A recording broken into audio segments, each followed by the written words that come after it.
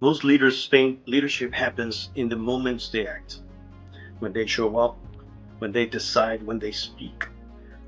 But your team is reading you all the time, including the moments you think don't count.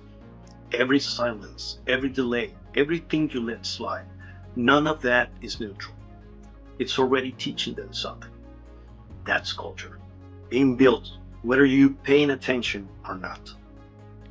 This is truth one of seven from my book, When You're Not in the Room. And it's the one everything else in the series builds on. So I was working with a leadership team, helping them align on how they operate together. And like most teams, they walk out of the session with a set of commitments, specific behaviors they agreed would make them more effective. One of them seemed like the easiest one to keep. Don't walk into a leadership meeting unprepared. Send the information ahead of time. Say clearly whether something is a decision. Make sure everyone's read what they need to read before they're in the room. So a few weeks later, I'm in one of their sessions, and none of it happened. Nobody sent anything ahead. Nobody said this is a decision we need to make. The meeting ran long. Everyone half informed.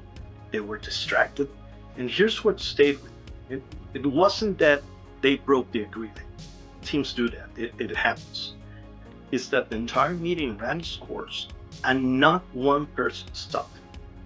Not one person said, wait, didn't we agree this wouldn't happen? Not even the leader. The commitment didn't die because someone broke it. It died in the room because the silence around it went unchallenged. And I want to be clear, this wasn't one team, one time. This is one version of a pattern I see constantly. When you avoid the hard conversation to keep the peace, the team learns truth is negotiable. If you stay quiet when a deadline gets missed, the team learns follow through is optional.